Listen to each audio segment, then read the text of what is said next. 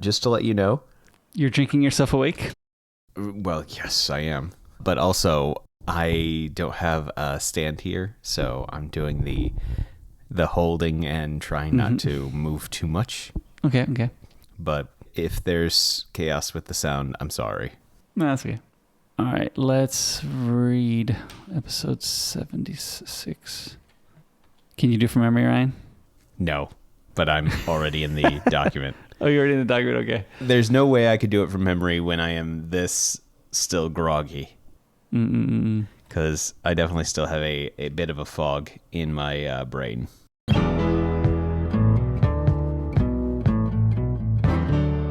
Welcome to My Hill to Die On, episode 76. Everyone has things they're passionate about. Things we want our friends to try and experience. So we've convinced each other to try different things. And we talk about these experiences to see if we can get just one more person to join us on our hill to die on. Summer has started, Ryan. Has it now? It has started. And unfortunately, I feel like I have had so little personal time this summer. It's been unbelievable. I'm going to say it right now. So have I. It was a rush to get to the end of the school year. Uh-huh. We'll get to some more reasons in a minute, I'm sure. And now working at school, it's just like every other workday. I'm still working 8 to 5 in the summertime. And there are so many little things to finish up. People are like, oh, can you do this for me? Can you do this for me? How about this? And it's like, and I have programming that I have to get done, which I made huge strides on today, which is great. I love it when things just click. Like I just rewrote the SQL statement to include more things and all of a sudden everything clicked into place. Love that. But yeah, man, the list is huge of things that just need to be just tiny things. There's an amazing amount of tiny things, even though I'm trying to finish up the big programming that has to be done by July 1st. Man, it's unbelievable. Well, I live my life fulfilling the tiny things. Well, yeah, I know. Well, yeah, actually, that is a lot. I give you a lot of the tiny things. It's true. And you're not here to do them, so I have to do them. I have had to take this little thing down off the page and put these things up. I'm like, where's Ryan? I need Ryan to do this for me. Yeah, where is Ryan? Oh, yeah, Ryan's not here. Yep. One of the things that happens, because I know I've talked about this previous to the podcast, but the year ended and my wife wanted to move furniture again, which is a fun thing. I mean, it's just so much. It just really throws up the house in a whirlwind. But at the same time, the amount of bags of trash that have left our house has been great. I love that. I want to declutter, but I get yelled at when I throw away too many things. So I love it that the bags are leaving the house. I'm loving it. We just don't need so much stuff in our house. So very pleased. I agree. My struggle is the fact that I always get to a point where I'm like, all right, I'm ready to get rid of this stuff. How do I throw this stuff away? Well, yeah, there is that, right? I mean, I just tied up 5 stacks of books and I'm just going to put it in the paper recycling. We'll see what happens. But we did fill up 2 bags of non-burnable. Yeah, a whole box of paper recycling. So we'll see. Yeah, I have a whole bunch of bags because I didn't have time to make sure everything was sorted correctly. I tied up a whole bunch of bags and they are sitting in the bottom of one of my closets waiting for me to get back. So when I get back, I can finish sorting them and just be like, all right, this is where it's going. But I've been pretty pleased again, too, about, I joke about my wife wanting to move all the furniture around and the whirlwind of mess it creates, but I actually liked it again this year because we actually came up with a much better arrangement of furniture again. Like, I don't know how we keep coming up with better arrangements of furniture. Like, it's not like our house is that big. It's not like we have that much furniture. There's really not that many combinations we can put them in. Yet we came up with another better arrangement of furniture. So I'm very pleased with our arrangement of furniture. It works much more efficiently. I like it again. So even though I hate all the moving and it just takes a full day to move furniture from place to place, it's a much better arrangement again. So I'm very pleased. I am just laughing because I'm glad I'm not the only one who decides to move furniture at the end of the year, because I also do it. Now, I have even less space than you do. And do you have less furniture than me? You probably. Yeah, probably, actually. Considering I only have 1 bed to move. Yes, I moved all 5. Well, we have 4 beds because me and my wife share one. So yes, I moved all 4 beds last week. Yeah, usually the big move for me is my living room because that's where all of the stuff is. But yeah, no, I rearranged my living room as well. Essentially moved where the bookshelves are, moved where the TV is, and then moved the couch around all that stuff, moved a the desk so that hopefully I won't get as distracted next year. But we'll see what happens there. Next year in the promised land, right? Yeah, next year it'll be much better, I'm sure. So Ryan, you are not here. No, I am in America. Are there cats there? There are no cats in America. No, Too bad. You know, the sad part is I have made that joke to my family in the past week. Oh, man. Because I know you, Ryan. You know me too well. So how was your flight? You survived? Yes, I survived. Was it an edge of the seat white knuckle affair? Only on occasion.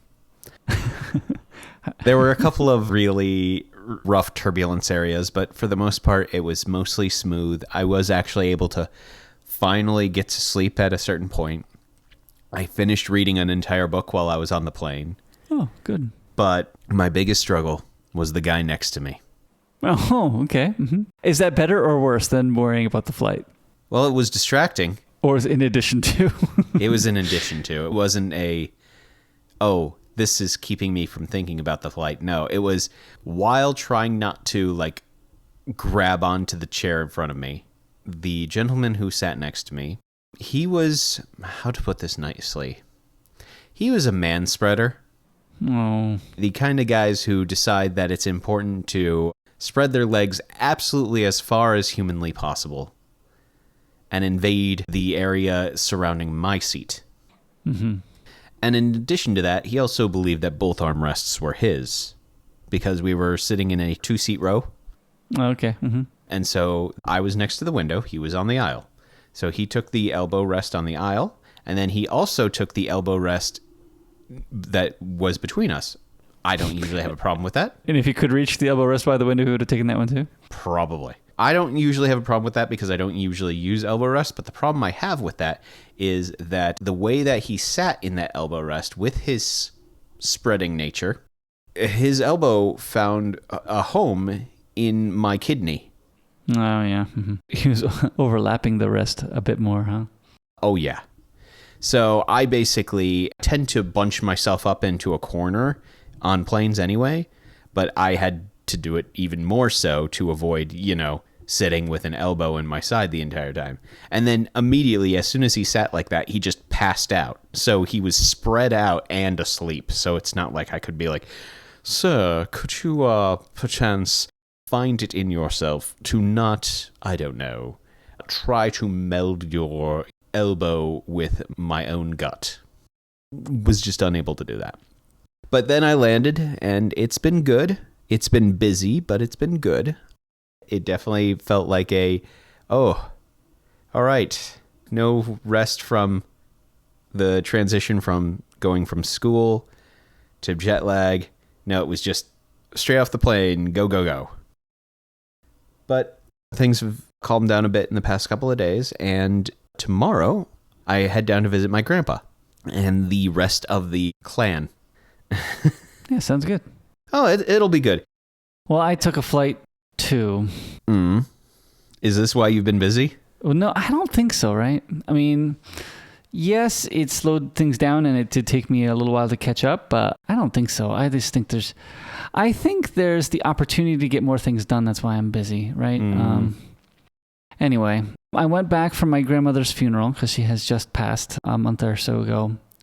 Luckily, my relatives were able to schedule the funeral to make it convenient for me. I think that was nice of them. Going there and learning that they actually did move things around a little bit, so it did make it easier for me. But I went directly following our high school graduation. Luckily, our high school graduation has moved to the afternoon as opposed to evening, which is quite nice. And I left pretty much directly following graduation and got on a plane, which left at like 11:30 at night. That's the first time I've left at a plane that late at night, and landed at 11:30 because of the 13-hour plane trip and 13-hour plane difference. And then went to bed, and then the memorial was the next day, so it was a bit quick. And then, of course, I stayed Sunday and then left on Monday to come back to Japan. So it was a quick trip. And things went pretty smooth. It was great to visit family. I was glad to have attended. I was glad that I was able to attend. I think things went very smoothly. And I enjoyed, I had filmed one of the things that, being one of the relatives that has a good amount of tech knowledge. I mean, I have some other relatives that do as well, but I said that I would be the one to film it, and that worked out very smoothly. I'm glad I did that, and then I was able to edit. Actually, on the way back, my flight was delayed to Japan, and through that delay, I had pretty much almost finished the whole edit while waiting for the plane to open up again. I only had like 10 minutes left to go in the edit before I got onto the plane, so that was quite nice. But I was pretty tired both directions, so I never really had to get used to jet lag, right? The tiredness of the flight there kind of knocked me out and just enabled me to sleep at normal America times. And then just being tired on the way back, it knocked me out on the flight back so that I slept on normal Japan times when I got back. So I didn't really suffer from jet lag, which was quite nice. Yeah. So yeah, I had some good flights. I mean, it was delayed, but that didn't ruin things too much for me. I do feel badly for the people who had connecting flights. But it was pretty funny. I'm sitting there, and an announcement comes over the loudspeaker, and the guy goes, we're going to be delayed. Keep watching for announcements. And I'm sitting there with the app on my phone, and I'm like realizing, now it says we're on gate 25. And then I turn to the guy next to me, does your phone say it's on gate 25? Because we're sitting at gate 23. He goes, no, it doesn't say that. And then just as he's finishing that sentence, folks, we're moving the plane to gate 25. Please join us. I was like, oh, yeah, it does say gate 25. We're going over there now. But I had nice people next to me. That worked out well. This is the first time I have watched an Apple keynote live in a long time. So plain Wi-Fi, they say when you buy Wi-Fi that you can't watch streaming services like Netflix and YouTube, etc. Uh-huh. But it's not that they're blocking video streaming. They're just blocking those websites. So I was able to watch Apple's keynote from apple.com, not from YouTube, but from apple.com as it was happening. And this is the keynote where they announced the Apple Vision Pro. So that was quite fun to watch live. But then after that, I was dead tired and fell asleep. But that's the first time I've watched a keynote live since I've been to Japan, because, usually Apple keynotes aren't worth waking up at 2 a.m. to watch. It's usually how it works. What? But since it was happening at 1 p.m. East Coast time, which basically I was thinking that when the flight was scheduled, because I was to board at 10, I was thinking, good, I'll have settled into the flight, I'll buy the Wi-Fi, and then I'll watch. But because the flight was delayed like 2 hours, basically I sat down, settled in, buy the Wi-Fi right away, and start watching the keynote as the plane is taxiing to the runway. So I was like, oh, well, it's working out, and still can watch it, but it was pretty quick after getting on the plane. But yeah, I had fun watching the keynote. And then I was tired and went to sleep, so that worked out well. Well, I'm glad you had a good trip. Yep, thank you. We've done a few things to celebrate the end of the year, actually, because the end of the school year does pull in a lot of celebrations, right? The end of the school year, we celebrate with our kids. We have my anniversary is right around this time of year, my wedding anniversary.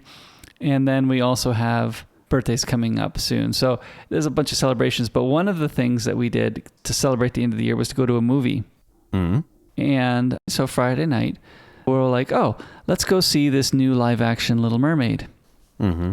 I looked at the theater, and there was a showing, something like, it was late, 9 o'clock, but it was Friday night. We didn't have anything planned the next Saturday because I think that was like one of the Saturdays that was open. And we're like, we're going to rest. This is going to be a resting Saturday. We're not going to do anything. We're going to maybe do a bit of cleaning around the house and getting things ready, but that's it. So we bought tickets for $9.15, something like that. I forget exactly. But it was definitely the late show. And when I bought the tickets online, I couldn't find the kid price. When you picked like, oh, who's sitting in this seat, who's sitting in this seat, who's sitting in this seat. The adult price was there, but I couldn't pick the kid price. So I picked the high schooler price because it was the same monetary value. And I was like, they might yell at me, but whatever. I'm just going to pick the high schooler price because it's the same value as the kid price. So we get to the theater. I didn't realize at the time, but it was a bit conspicuous that there was no other little kids in the theater besides my kids, especially when we're going to see The Little Mermaid. I was like, interesting. In English, not dubbed either, in English. No other little kids. Because I bought tickets online, I didn't actually talk to a representative, right? I just went up to the machine to redeem them, but didn't talk to a person. Then we went through the concession line, which was humongously long, and got our humongously overpriced buckets of popcorn. And then we lined up to get into the theater, and the lady says, "Can I see ID for your children?" And I said, "Okay, sure, They're children. Why do you need ID? Didn't click with me at the moment why they needed ID. And then they were like, oh, they're not 18. And I'm like, yes, they're not 18. Did you look at them? When you originally told me like that you had some problems with this, that statement itself made me laugh, because I was just like, you have a variety of ages in your daughters, but some of them are elementary. There is no way somebody who could just look at them would be like, they might be 18. Exactly. There's no way. There's no way that you'd, like, why would they think that they were 18? I mean, I think they were trying to give me the benefit of the doubt here. But my youngest daughter does not look anywhere near 18 years old. And there she's like, can I see ID? And the quickest I pulled up was my middle daughter's passport on my phone. I'll load up the other ones, but for whatever reason, hers showed up first. And I showed her, and she's like, yeah, she's not 18. And then the guy comes over and says, there's a law in Tokyo, I think it's specifically Tokyo law, that movies that end past 11:30, you have to be 18 years or older to watch. And I was like, what? You have to be what? 18 years older to watch movies. I think it's past 11:30. It might be 11. I'm not exactly sure. I think it's 11:30. And that includes with parent permission. Including with parent permission. Yep. Doesn't matter what adults are with them, parents or otherwise. Kids who are younger than 18 are not allowed to enter a movie that ends beyond 11:30. Well, it's because they want to make sure that the kids are home at a reasonable hour. Yeah, thinking about the law, it's not a bad law. I don't see any problem with it. Yeah. Well, I see one problem with it. Oh, well, yeah, I couldn't go in. Yes. Well, that I see. And I can laugh about this now, so the story did turn out well. But my kids are like, but we're with you. And I'm like, yeah, I know. You guys are with me. But there are not everybody in that situation where they're with their parents who are happy to bring them to the theater. Like, that's not everybody's situation, And my youngest daughter's taking this really hard. She's like, oh, no, we can't see it. And at first, I'm freaking out because tickets in Japan are not cheap. I just spent, almost as much on popcorn. And I'm like, okay. It's like, what do we do here?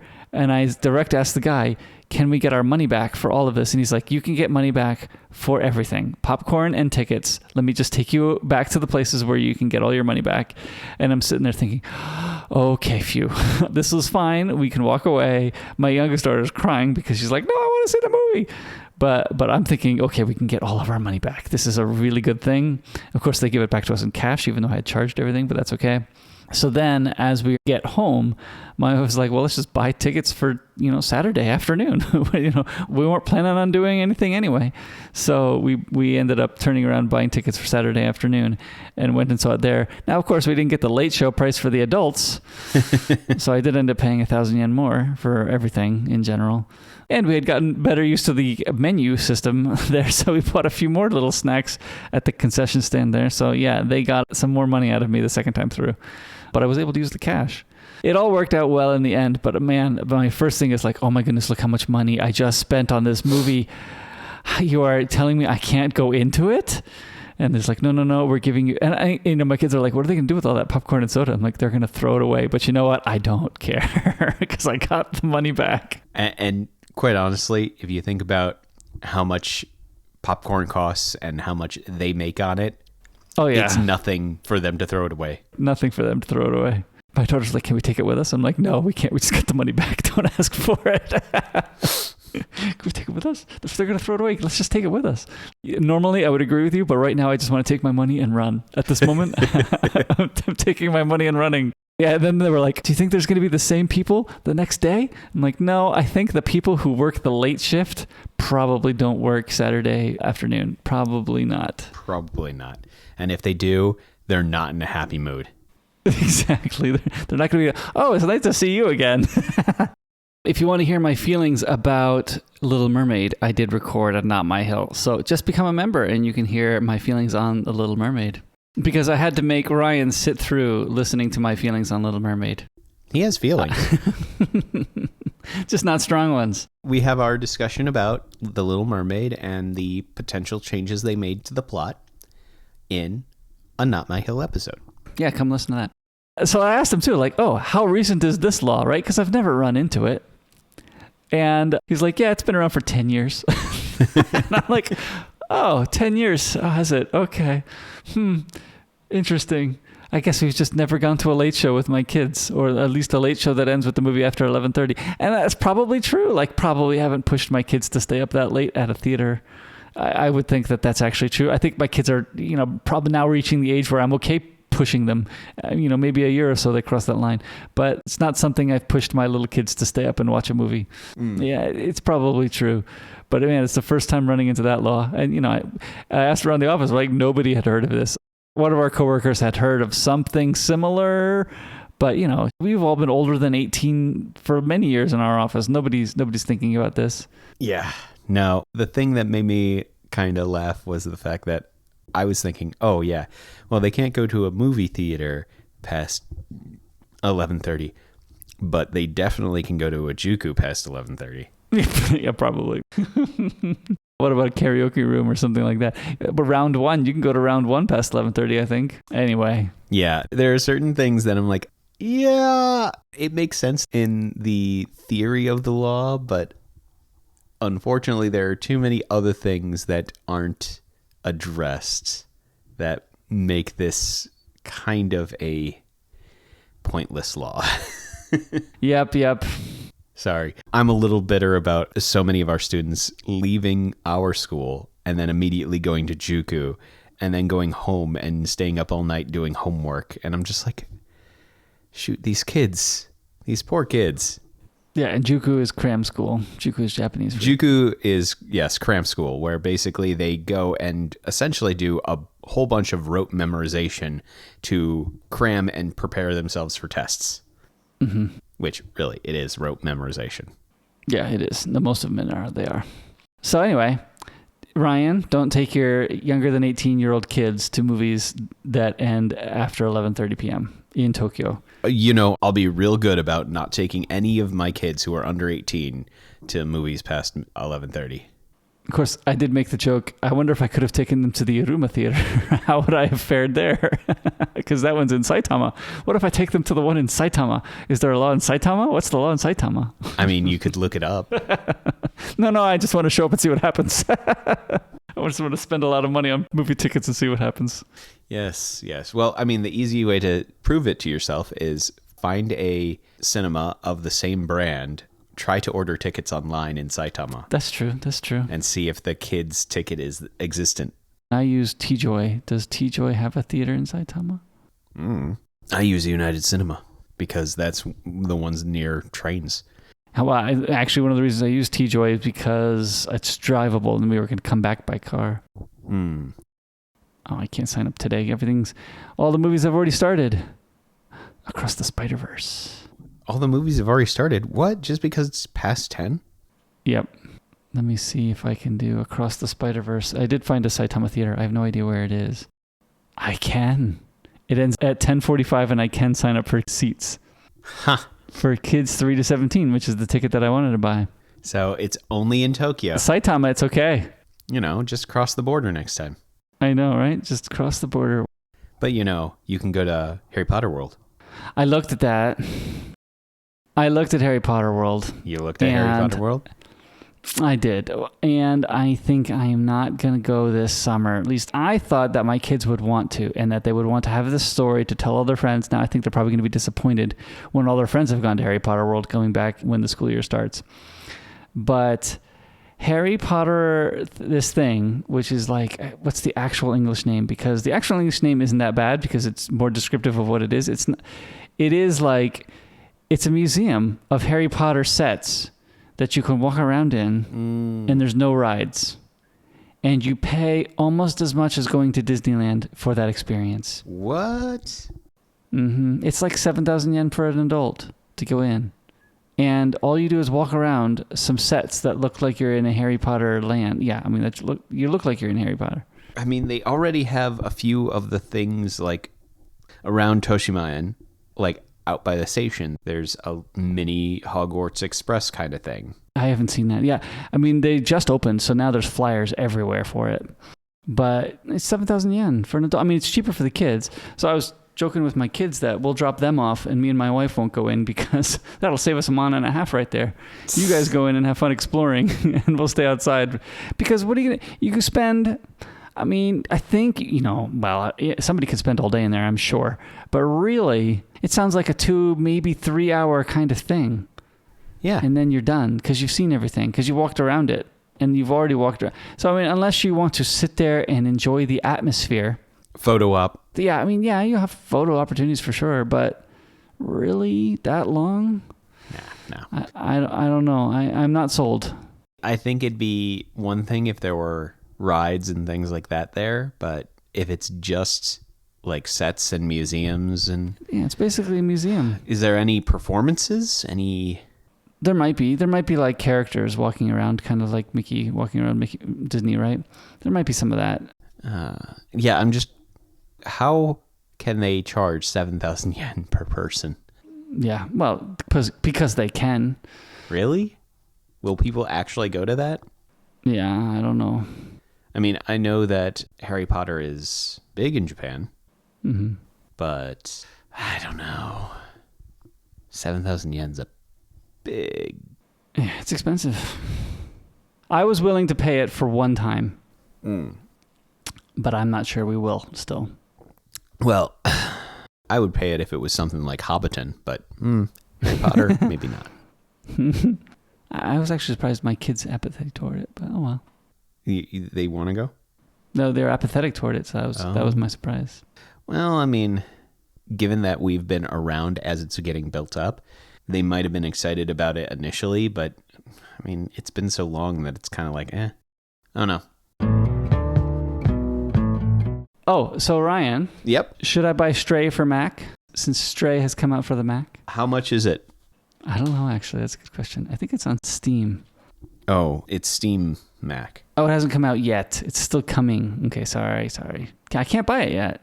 As for what I would say, I really enjoyed it, but it is a game built for me. It is a storyline where you get to run around as a cute cat. Yeah, I think you talked about it a few times ago, right? Yeah. And you talked about it with Dan Morin too, right? Yeah. But yeah, I don't, probably not for me, but it is kind of exciting to see the game companies that are actually starting to make games for Mac, and the news from Apple that they are emulating some DirectX stuff so that it's just easier for games to be ported directly to Mac without even any code changes. Because I wouldn't say the GPUs are fast, but they are fast enough to run some games with emulation and still be fast enough to play. The AAA big shoot 'em up games or whatever, they're not going to work because they're still going to be too stuttery, not enough frame rate. But frankly, there are enough systems out there that can play the shooter AAAs. I'm also not a huge fan of shooters, so. So again, it's not a thing that I'm really chomping at the bit for. No, you're not looking for high frame rate. You're probably looking for more quality, more fidelity, but not necessarily higher. Well, higher frame rate just looks nicer, right? Yeah. I'm a person who, I get into these things for the stories mostly. Yeah. All right. So do you have a real game corner? Do I have a real game corner? Well, what was interesting was I decided that for this trip back home, I wasn't going to bring my PlayStation, so I just needed to bring my Switch. But before I came back, I decided, you know what? I'm going to buy Zelda. Oh, okay. Mm-hmm. And you beat it on the plane ride, huh? No, I actually listened to a book on the plane. Mr. Elbows didn't give me enough room to play a game. Yeah, he is now Mr. Elbows in my mind, by the way. It's not a bad way to say it. So what I ended up doing, though, is throughout the approach to the new Zelda game coming out, I had been replaying the original game, Breath of the Wild, which is a really fun game. I'm going to start by talking about that one and then talk a little bit about Tears of the Kingdom. So, Breath of the Wild, I know you haven't played it. No. I give you a hard time. It's a good game, though. I mean, it looks like a good game. It's just not. I'm not that. Oh, come on! It's only a game that you can sink like 300 hours into. Only. I kid. Actually, You probably could. But I enjoy it. Basically, it is a continuation of the normal Legend of Zelda kind of tropes where you are Link, you are going to save Hyrule from Ganon, who is trying to destroy the kingdom, and you're doing such with the help of Princess Zelda. I mean, normal tropes. You're gathering a bunch of things. Anyway, Breath of the Wild did a lot of things really well. They had this exploration, they had this open world. It was built around the climbing mechanic and the gliding mechanic where you could basically just go out and scale anything as long as you had enough stamina. It was a fun game. A lot of games since then have tried to reproduce the feel of Breath of the Wild. And some of them have done it very well. Although, because I am a bit of a completionist, let me just tell you, Korok seeds are the worst thing in the world. So there are these little creatures in this world called Koroks who hide around the world. And whenever you find them, they go, ah-ha-ha, ah-ha-ha. Mm-hmm. You know, not annoying at all. As one does. Yes, as one does. But they're little forest spirits, and to find them, you have to do something. So sometimes it's finding a random rock in the middle of nowhere and lifting it up. And, oh, there's a Korok underneath that rock. Or there's a weird puzzle, and you need to complete the puzzle. And, oh, by completing the puzzle, the Korok appears. Now, to unlock all the things in the game, you need to find a mere 400 of them. Now, I say a mere 400 because there are 900 in this game. Oh, yeah, that's going to take a long time. So you only have to find half of them. So completionists will have a really hard time, actually. Uh-huh. Hi, I'm Ryan. I'm a completionist. That's a lot. Mm-hmm. Now, you do get something if you find all 900. It's not something that you really want to get, though. You get a sore thumb? Well, yes. But also, in this game, there is a character who you turn in the Korok seeds to, and they will expand your inventory, allowing you to hold more things up to a certain point. That's when you hit 400 seeds. That's the maximum they can unlock for you holding more stuff. If you get 900, he will give you an extra gift. It's called Hestu's Gift because that's the character's name. It is a giant golden piece of poop. Okay. Honestly, it is shaped like, you know, downtown Tokyo, like that golden piece of poop that is on top of a building. I don't know that specifically, but okay. Okay, well, there's a building downtown Tokyo that looks like there's a giant golden piece of poop just sitting on top of the building. But yes, if you actually get this, you will get something shaped like excrement, colored gold, and with the item description that it stinks very badly. So, for the completionist person, you will have fought, done so much work, and listened to every ha-ha-ha, only to get. Mm-hmm. One of the big things about it is the fact that they gave you a couple of tools to really help exploration really well, giving you like magnetic powers and the power to like freeze something in time so that if something's spinning, it will stop and then you can run across it, or you can even freeze something, hit it a bunch of times, and then all the momentum of you hitting it so many times will come at once. And so you'll just, like, for example, do that to a rock and it'll just launch across. Anyway, in Tears of the Kingdom, they give you different powers, which are a lot of fun. And if you see some of the creativity that people have done online, basically they have been able to make like essentially either death boxes or moving robots. They gave everybody these tools to just play around with and have fun and break the game. And many people have done so. And also, let me just tell you, the Koroks are back. You can still find them, and it is awful.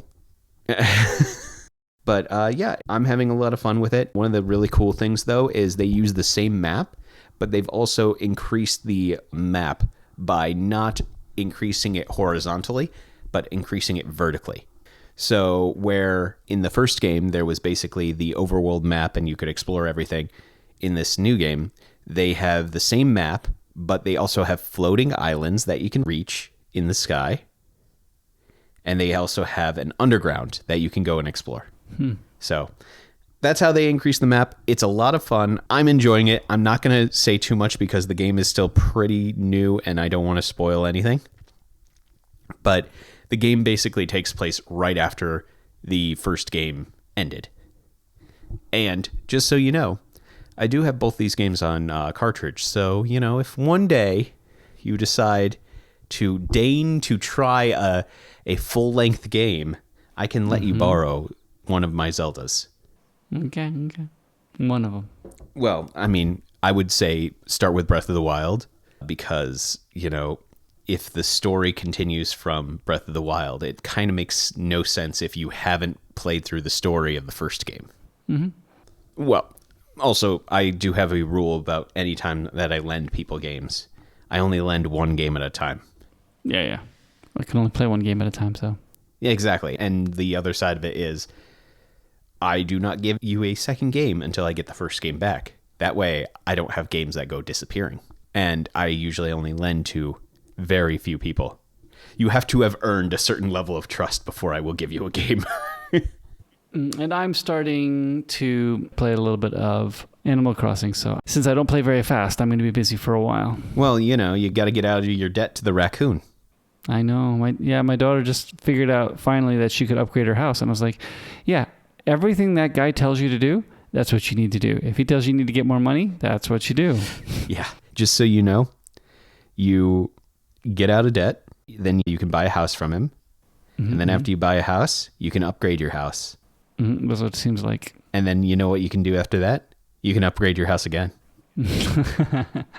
I see. You can upgrade your house a couple of times, adding like a second floor, a basement, some side rooms, and, make your entire town very pretty. It's a lot of fun, though. One of the things that I will say is very interesting is the fact that depending on what time of day you play and what season you are playing in, different animals will appear on your map. So right now, you're playing in the summer months, I assume. I mean, you could have said that you were on the southern hemisphere. It's not that, yes, well, no. I'm on the north, but it's not been that hot, which is nice. It's been a little bit warm here and there, but hasn't gotten to the July, August of Japan yet, which is, because we're still in June. That's good. Because, quite honestly, I'm glad to not be in Japan summer. All right, so I think you bought these pear drinks, Japanese nashi. I think so. I'm not 100% sure. I don't remember who bought this one. I don't remember it because I think I remember seeing it. I thought maybe you bought it, but I do remember seeing it thinking, this is not a bad looking drink. I think it might actually be good. Yeah, I am optimistic about it because it looks like it is a nashi soda, a pear soda. Yep, so I think it has a chance of being good. I mean, because Japanese pears taste good, so... Although something tells me that we've had this one for a bit because I just saw the sell-by date on the cap. 2022, 12. Oh, whoops. Wow, have we had it that long already? Well, I mean, either that or I bought them when they should have already been sold. Maybe. Well, 1% fruit juice, which is a little disappointing since they're bragging about how much pear is in this. That's a little bit sad. So, oh well. But, nashi's a good flavor. Yeah. I'm optimistic about this one. I think this will be good. And 460 milliliters, just something a little different there too. Well, you have to keep them guessing. All right, let's see. Yep. That's a good smell. It's the Japanese nashi smell for sure. Oh, yeah. It is a pear smell. It is a Japanese pear taste. Yeah. And I would say my first reaction is pretty good. Yeah. I would say that I'm not surprised by this. It is smooth. It tastes basically like you took pear juice and you added carbonation.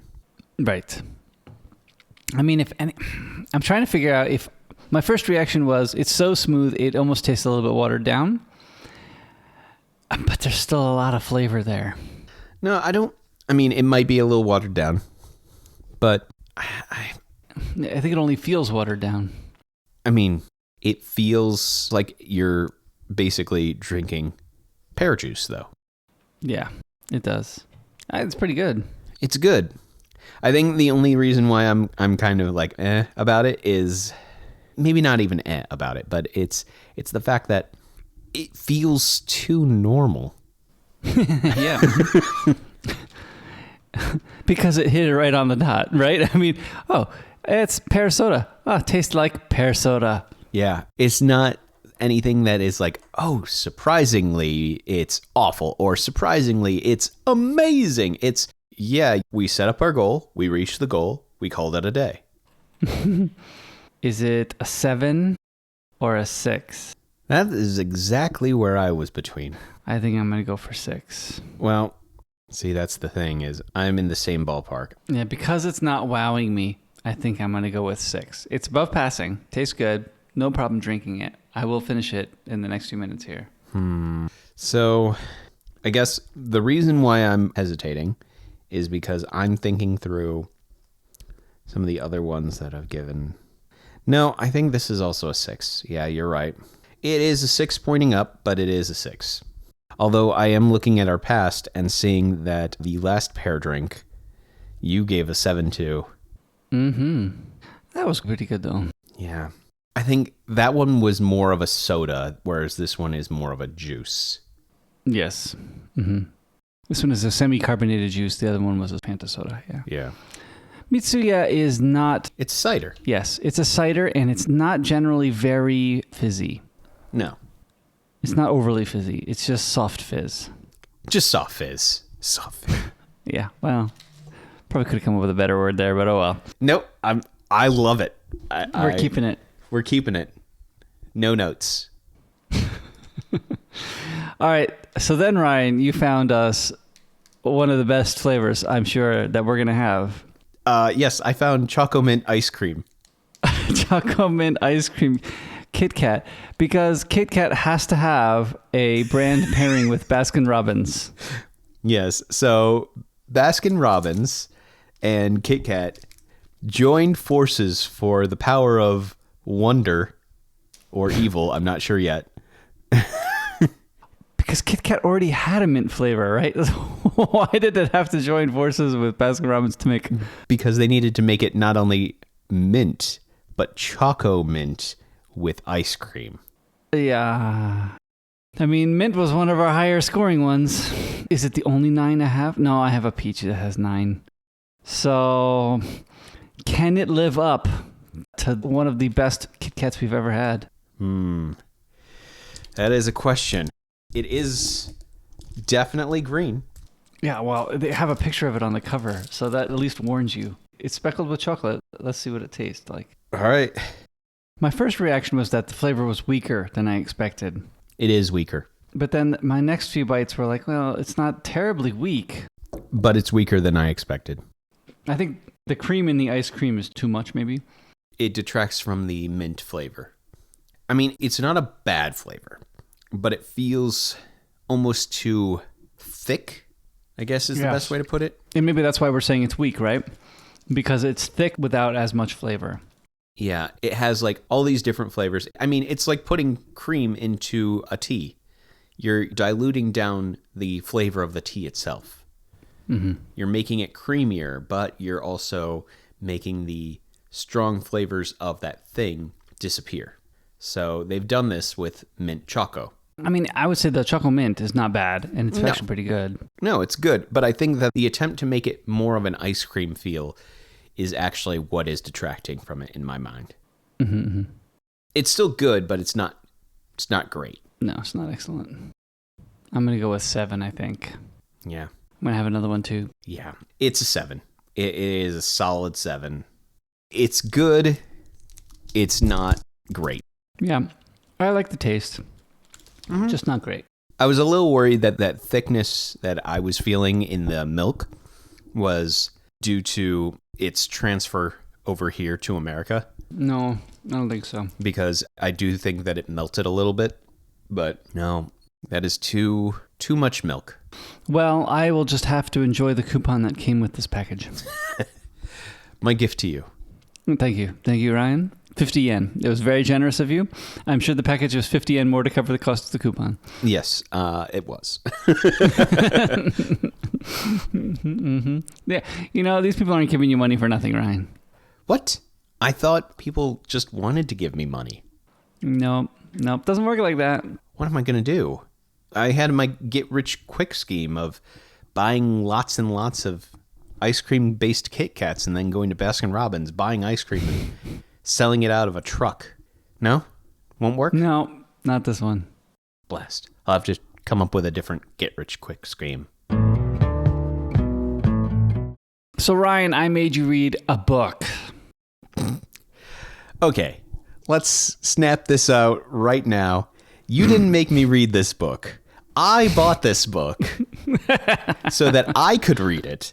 And then you borrowed the book from me before I got to it.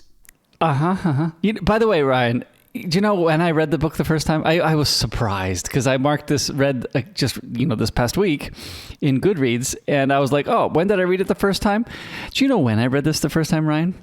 I do not remember. January of 2022, Ryan. It's been a year and a half. So, yes, I borrowed the book from you a year and a half ago. Well, it was in my queue to read, and then you read it first, and then I was like, fine. And then completely soured it for you, right? Well, it was the fact that, like, I knew that you were going to bring it up in an episode, and so I wanted to wait until we got close to the episode so that I could read it. And it just so happened that based on the timing of everything, because you were like, oh, I'm going to make you watch Maverick before we actually get to read this book, I had to wait a year and a half. Wasn't that a wise decision that Maverick came before this book? No, it wasn't.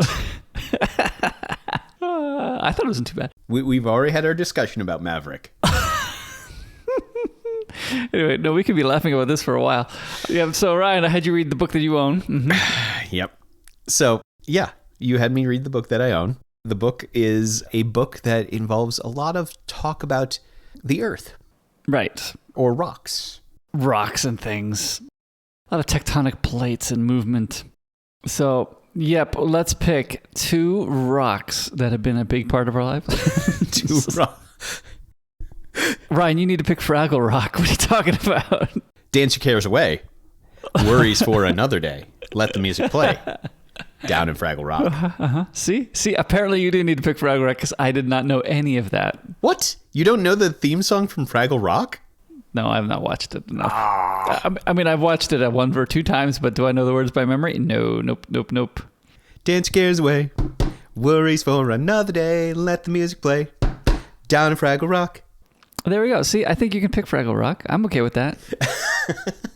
Well, what are you going to pick, though, if I'm picking Fraggle Rock? Well, see, I've only watched it once or twice, so I'm not going to pick that. I got some other rocks I can pick. Well, why don't you tell me about those rocks? You're trying to... This is going to be... We can make this one very quick, huh, Ryan? Yeah. Okay, so... That's okay. It's okay. A little peek behind the curtain. I have been thinking about what kind of rock stories that I had. And I was like, oh, I could tell about like how 311 affected me. But then I realized, well, Nate reminded me that, Ryan, we've already talked about that. We covered it in number 38. Record of a Spaceborne Few, because it was, again, about big things that happened that affected them. That makes sense. Okay. We talked about it on that episode. Okay, so, and then I was like, oh, okay, so there goes most of my plans. So my struggle was I had a couple other stories that popped into my head, and none of them were very good, or none of them put me in a positive light at all. For example, there was one time when I was a young teenager. I was hanging out with a couple of friends and was acting a bit of a fool, mostly because I was trying to give a friend of mine a positive impression of me. I was a teenage boy and there was a girl in the group. You're trying to impress a girl. Okay, I was thinking that in my head. Okay, translation, he's trying to impress a girl. And so there was this little island in a lake, and there were a bunch of rocks leading up to that island. And so they were going to get a picture of the island, and I decided, oh, well, I can just skip out to the island and we can get a picture out there. Just jump from rock to rock out onto this island. And that's fine, no problem. So the problem was, yes, I was trying to impress a girl, and it went terribly, terribly wrong. So I jump out rock to rock, get out to the island, no problem. I should mention that these rocks that I was jumping from rock to rock on to get out to this island were just at the edge of the water line. So whenever there was any movement in this lake, the rocks got a little covered in water. So they might be a little bit slick, shall we say, huh? They were just a little bit slick.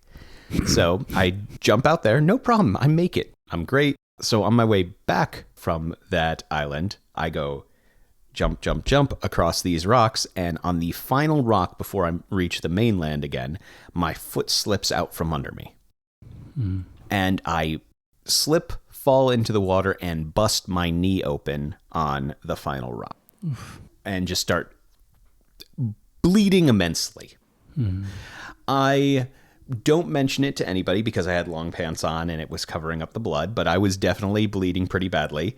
And then when we got back to where we were staying at that time, hint, hint, we were at a church camp. I got back and had the nurse check out my knee. And they were like, you should probably go and get stitches for this. And I determined that no, I'm fine. Just give me a bandage. And so I wrapped it in a bandage and never got stitches for that. And I do have to admit that every once in a while, that knee does give me a twinge every once in a while. So, in my old age, I'm like, yeah, that's the knee. My knee's acting up again. You can tell when the typhoon's coming?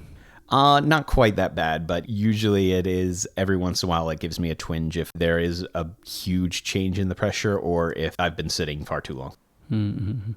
And so I do tend to stretch that leg out a lot more than I do the other leg. But yeah, basically, long story short, Ryan, way back when, was an idiot who wanted to impress a girl, failed to do so, and busted his knee open. Well, I can tell my impressing story first then. My impressing female. Okay. So I was going to propose to my wife. I had already talked to her parents. And I went downtown with a couple of coworkers of ours. And we went to go pick out my wife's wedding ring. And my wife likes nice things. So I knew that I was going to buy a brand name ring. Back then, there used to be there was 2 Tiffany's stores in Ikebukuro and 1 in Ginza. So I figured we'll stop at the 2 in Ikebukuro on the way out and then head out to the 1 in Ginza. And we can always stop in the 1 in Ikebukuro on the way back if we don't find anything better at Ginza. But of course, we did stop and we took a look around, and the ones in Ikebukuro I think were okay. But the one in Ginza, the store in Ginza was larger and had more selection than the 2 stores in Ikebukuro. So we ended up buying the ring there and then coming back. And I don't know, it was a pretty fun night with some of my friends. And yep, I plopped a lot of money down for a ring that we still have. So yeah, anyway, I had a fun time. My wife liked it. I did tell her, I could have gotten one slightly larger that wasn't as bright, in those rating system thingies. And she said, yeah, maybe that would have been better.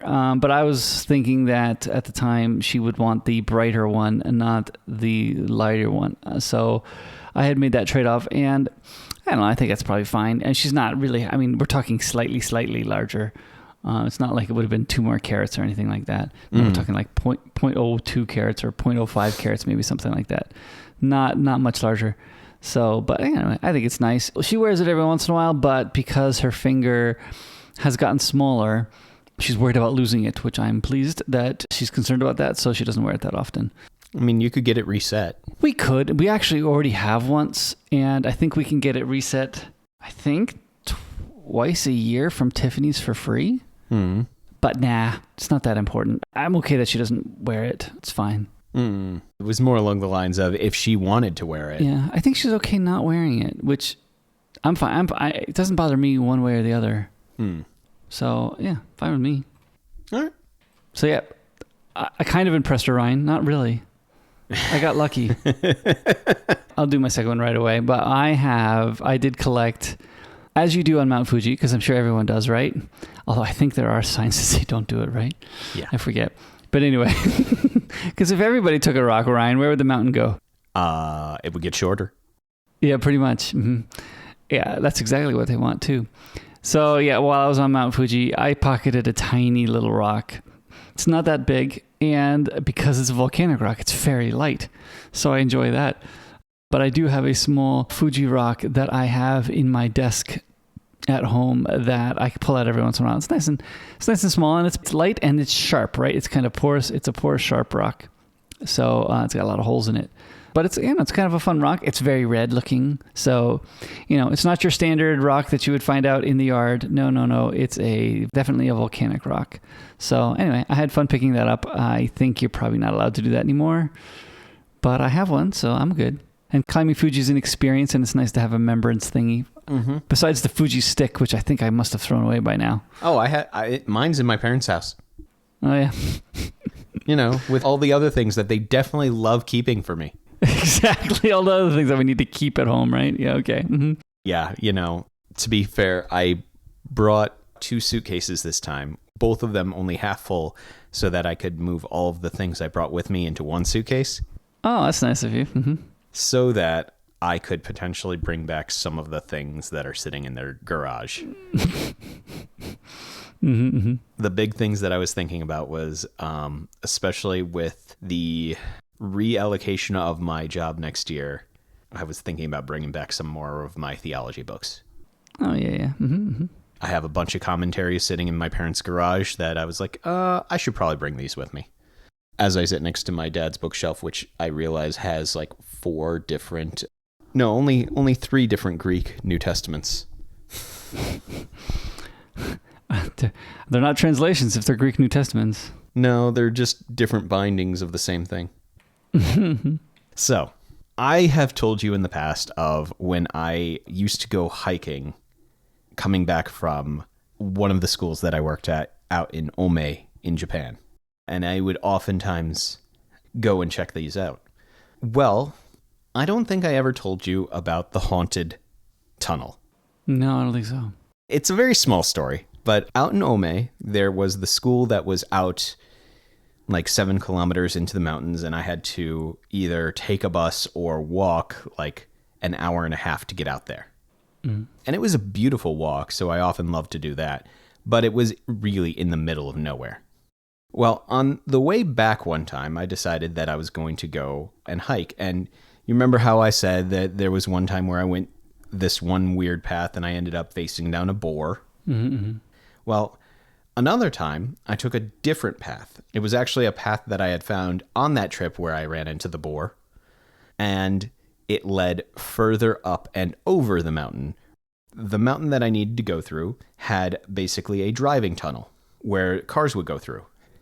And then there was another tunnel that was a walking tunnel that was the worst lit thing in the world. I would walk through it almost every single... Not every day, but at least once a week, because I was assigned to multiple schools. And usually, I would say a third of the lights had burned out. Mm-hmm. So it was the worst lit thing. Great, especially around, sunset when you're going home, because, you're walking through this long, long, dark tunnel that definitely you don't think, oh...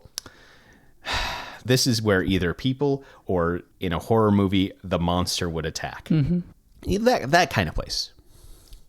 So that, unfortunately, is not the haunted tunnel, because there is actually a third tunnel in the same mountain, which is further up the mountain.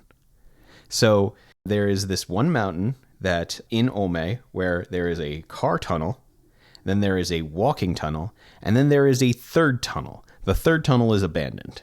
Mm-hmm. You can find the third tunnel if you walk up essentially a mountain trail up the side of the mountain. And it is boarded up, and it's a rather short tunnel compared to the other 2.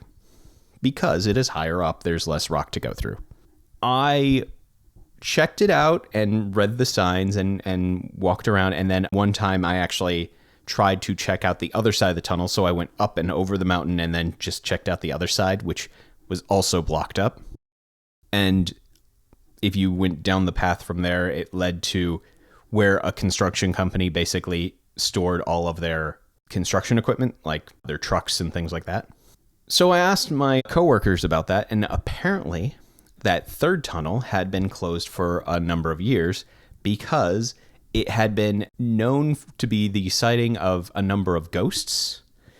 And unfortunately, it also was the place where a number of people had died, both from accidents probably originally, and then later from, unfortunately, suicide. So that is why apparently at some point the Tokyo government decided to block it up, because they didn't want people going and investigating it and getting hurt or using that as a place to hurt themselves. But the reason why I wanted to bring it up today is because one of the weirdest things to think about is the fact that historically you could see that the third tunnel, the oldest one, the one that was blocked up, was the original tunnel. This was the tunnel that people used way back when to get through this mountain. And then they replaced it with the walking tunnel. And then when cars came by, they replaced the walking tunnel with the driving tunnel. And only after the third tunnel was the first one blocked up. So it just makes me smile to see the history of how many times can we drill through the same rock. And have it still stand up without being Swiss cheese. Yeah. Hey, structurally still sound. And this was a place that I went through after 3/11, so it stood through the test of that earthquake. Yeah, let's talk about this book. You had me read the book that I bought. Yeah, I finally got you to read it. I finally told you it was okay to read it. Yeah, that's closer to the correct thing. You finally said, okay, Ryan, I'm now ready for us to talk about this book that you bought for yourself, so you can read it now. Because we're close to time to record. Oh, thank you. Thank you for allowing me to read my own book. No problem. Which is actually why I haven't read the second one, because we aren't close to that recording yet either. No, not yet, no. Yeah, so if you haven't read it yourself, please go do read The Fifth Season by N.K. Jemisin. I think it's a good book, but I am ready to hear what Ryan has to say about it. All right. Well, before we get into my feelings about it, I kind of want to give you a bit of a elevator pitch of the fifth season. So, the fifth season opens with the world ending. Yeah. And the fallout of that. It is a story of Asun, Demaya, and Cyanite as they journey through this world of the stillness where, well, let's face it, things aren't quite so still, and the earth is quite out to get them. But how do they deal with the world as it is ending? So Ryan, did you like this book? Of course I like this book. This is a great book. I know. I figured this is going to be right up your alley. Yeah, exactly. This is my jam. Why do you think I bought it in the first place? This is a world-building fantasy book. A world-building fantasy book that has a really neat twist and deals with people, deals with their struggles, deals with how people act when they are in really tough situations. This is right up my alley. You know, crazy enough, it's not just right up my alley. It also was right up a bunch of other people's alleys because it did win the Hugo. It did, yeah. I think there's a lot of good things about this book. I like that this book is a big mystery. There's the whole... You're discovering the rules of the world, because there's a lot of rules of the world that differ from our world. You're discovering them as you go. But at the same time, you're discovering that the people who are setting the rules don't really know the rules. Right? Like, what is the fulcrum? It's teaching control of orogeny, but apparently it's not really teaching skill with orogeny. I mean, yes, it is to an extent, like maybe moving some rocks here and there. But apparently you learn from Alabaster that basically everything he's learned to get to his level, he's not even used the fulcrum training to get to. He's made up his own rules, and then you learn some other origins that have a completely different set of skills that nobody even knew about. Like, oh, you can do that too? Wow, we didn't even think of that. Right? So, and actually, I do kind of like that people who are orogenic have, like, not strengths in different areas, but like they're different. Everyone's not a cookie cutter mutant. They have different strengths in their mutantness. So anyway, I just thought that was all quite interesting. Yeah. I really liked this ability that they added into this world. The fact that this entire world is based on essentially trying to keep this earthquake-ridden continent from destroying everything they know and love. I also really liked the fact that it was not only tied to the ground, but also it felt so tied to the earth because it was not only just like the earth, but also like dealing with heat and lava and like the movement of the earth with that. Because that connection then made sense to me that, okay, they're moving these things with this energy, with this heat. So it kind of tied everything together, which then made sense when they were the Taurus, when they were able to create basically a frost circle around them of where they were absorbing heat or life from. I thought that was great. It was really interesting to see that different strengths, different powers were being found in different people. Yeah, I really like the system of this power, but for me, one of the coolest things is actually in the characters themselves, because I really want to talk about that. Mm-hmm. The fact that Aesun, Demaya, and Cyanite, for me, one of the coolest things is the fact that they are all the same person. Yes. The 3-story construction was great. And I think that I picked it up very slowly.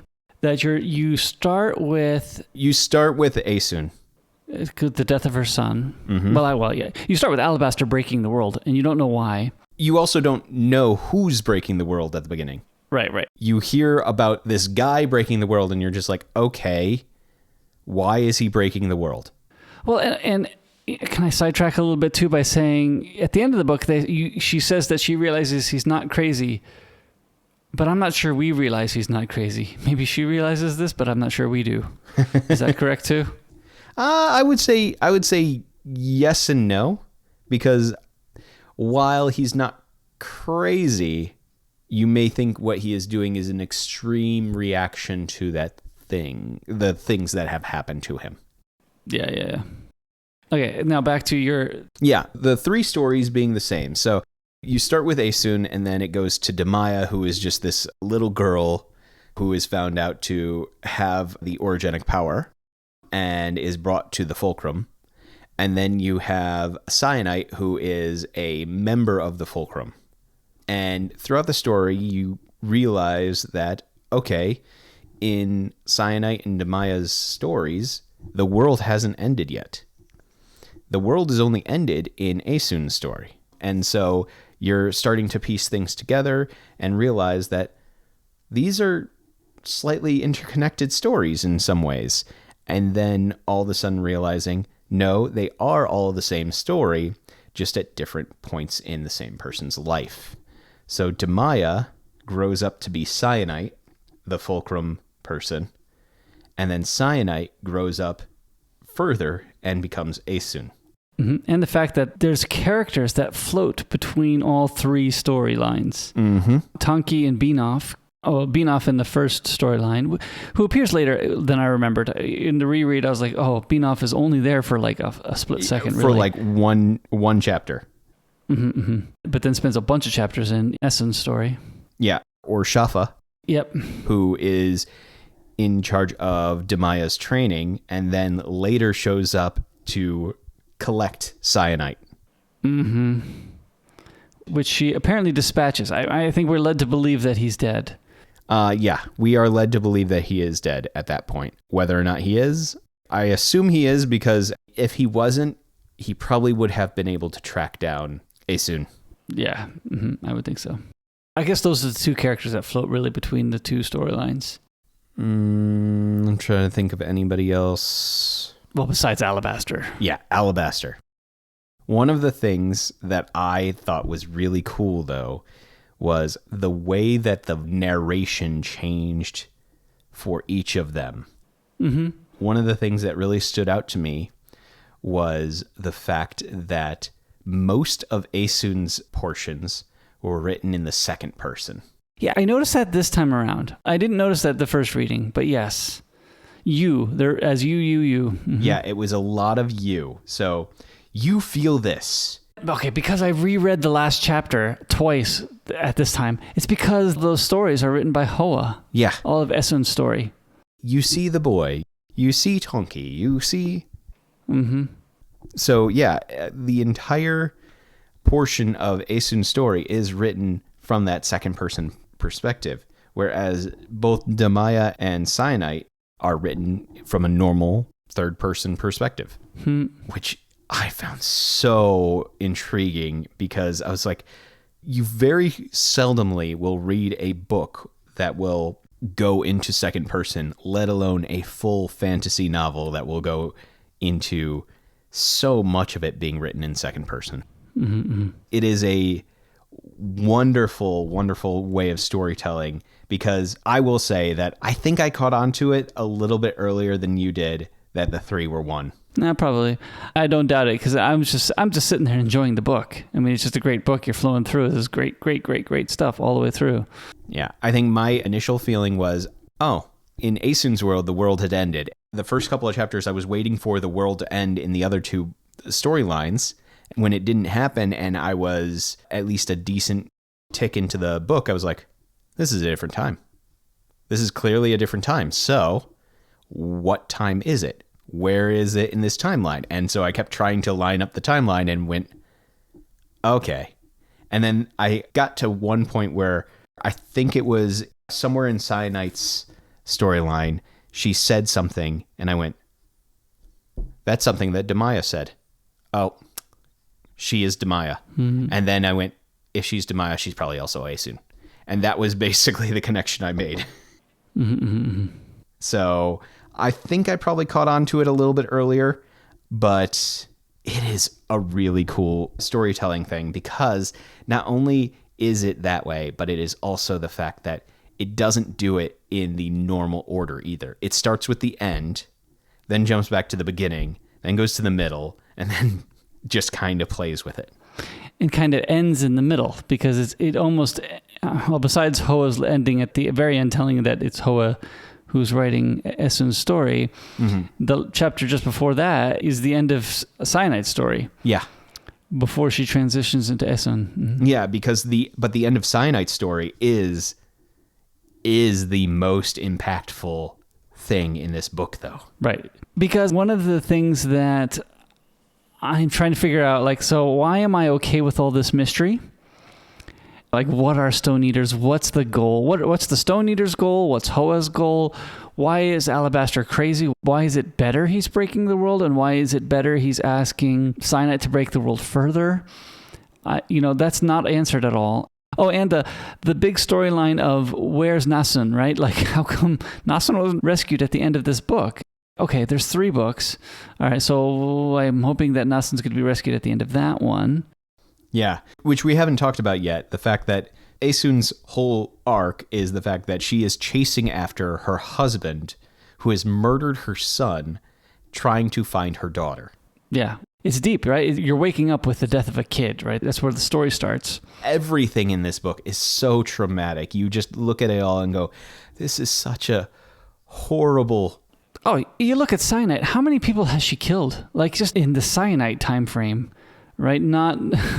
She killed the town of Alia. I mean, not on purpose. Not because she wanted to. No, but she did. She kills the town of Mayov.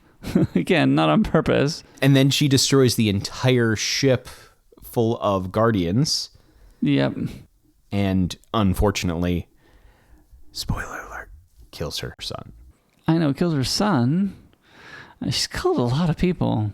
And why, right? We still don't know why. We still don't know what's going on. I do hope we learn in the end of the 3rd book. Well, there are 3 books in the trilogy, so we'll have to get to the next 2. I think one of the things I was looking for in this reading was...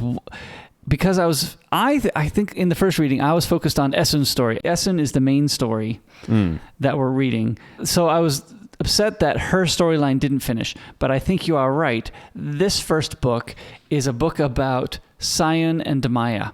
It is the conclusion to their story, which is the same person, but it is the conclusion to that story.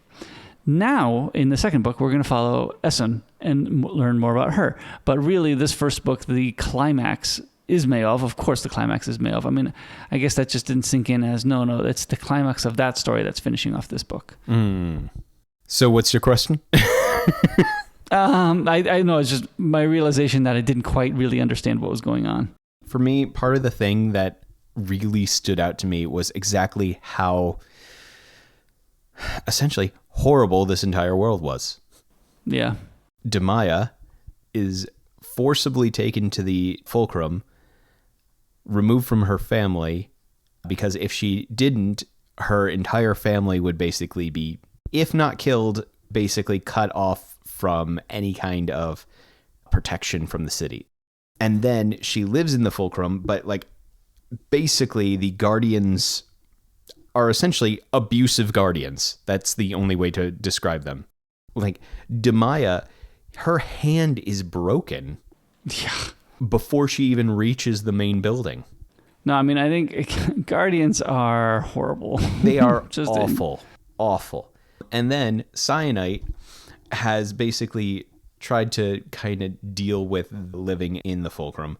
But then Alabaster shows her the node operators, which are basically poor lobotomized children who are mindlessly protecting the areas around them, but are also consistently being abused. Mm-hmm. And many other things that is rough to even talk about. Mm-hmm. Mm-hmm. And then as Asun, her whole village turns against her because they realize what she is, that she has orogeny. In just trying to protect her life and protect her family, ends up killing many people from the town that she lived in for years. Yeah, this is a rough world. So when I see all those sort of things, and then you ask, was Alabaster really insane? Part of me wants to say, no, the world is what's insane. He's trying to break that. Yeah, he's trying to make sense of it and trying to improve it, but it's not easy. Yeah.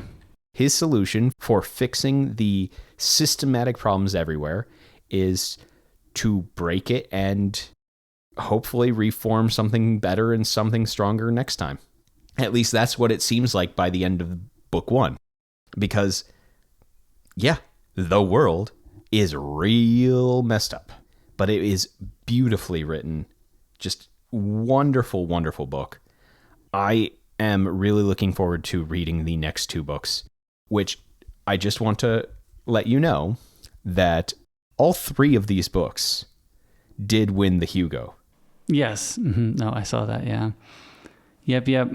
So that's kind of the thing that I do want to point out is the fact that book 1 won the Hugo. Book 2 won the Hugo. Book 3 won the Hugo. They are good books. They won for a reason. There was a TV adaptation of the story that got announced and has apparently never actually been made. Oh, okay. You find that on Wikipedia. I was wondering about that. I was like, this is ripe for TV, but I don't think it will have as much majesty. And for it to have the same kind of weight, it would need to go into some pretty dark places that I don't know if seeing it in front of your eyes like that would be... Mm-hmm. Yeah, it would be real rough to see that on a screen, let alone in your real life. So, I mean, I do know that there are horrible, horrible things that happen in our world, but I think being made into a TV series would be real rough on that. Because at the end of the day, the whole thing with the node operators, that entire thing is horrifying. But it's yet another... it makes sense in the world. The problem is it makes sense in the world, right? The Guardians and... the Guardians are horrible. The Fulcrum people are horrible. I mean, Sorry, when you said it makes sense in the world, it logically works with the way that the world works, not that it makes sense that this should continue. Right. No, that's what I mean. It logically works in the world that's created. Yeah. This world that's built on the fear of this power. Yeah. Mm-hmm.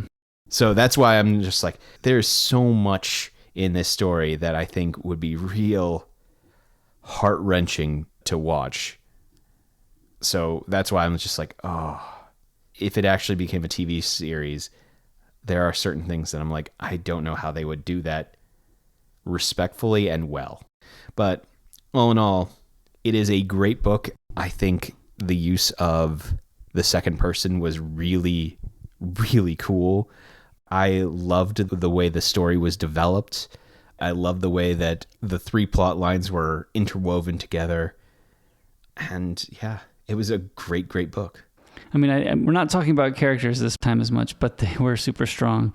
But I think you're right that it's really the construction of the book where this shines. The characters, of course, shine in this book, but the construction of the book and how their characters are used is what makes this shine.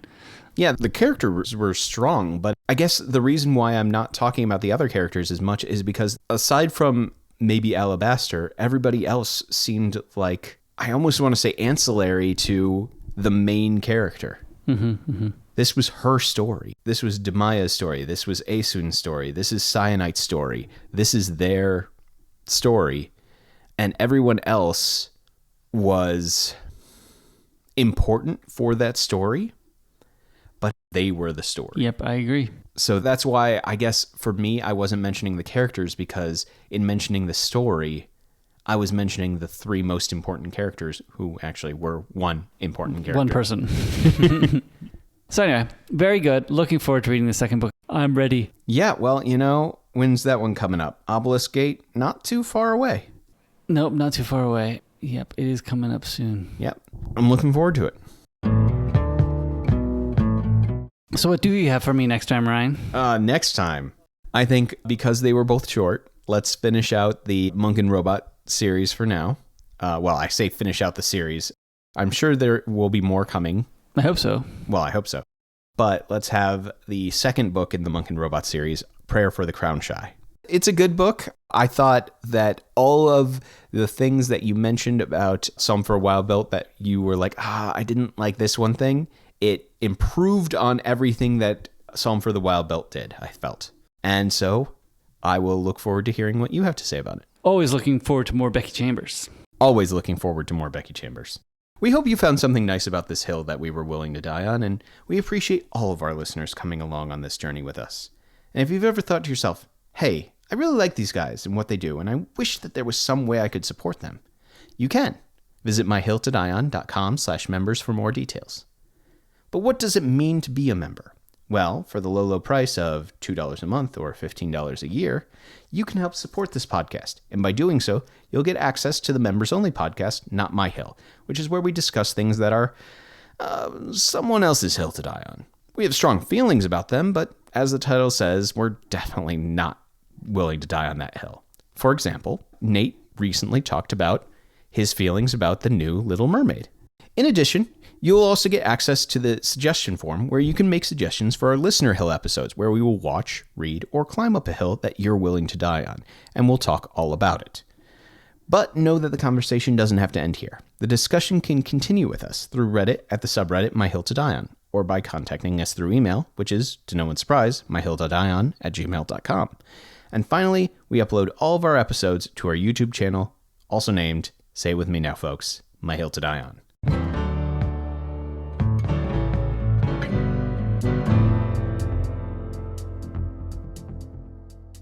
Part of the reason why I said rocks or earthquakes was because I thought we could probably do this as our official telling of where we were during 3/11 if we wanted to. We did that once already, though. Did we? Mm-hmm. Oh. Blast. Yeah, I know. So actually, I'm having a little hard time coming up with a second one. But maybe we just pick one. I could pick my wife's wedding ring. I didn't think of that rock. But the other reason why I didn't pick rock and roll was, first of all, how do we define rock and roll? Yeah. And second of all, there is a book coming up not soon, but sooner than later, which is book 3 of the Death series in Discworld, that is centered around a type of music that is called music with rocks in it. Okay. Mm-hmm. So we might use the music with rock and roll later. Yeah. And so I was like,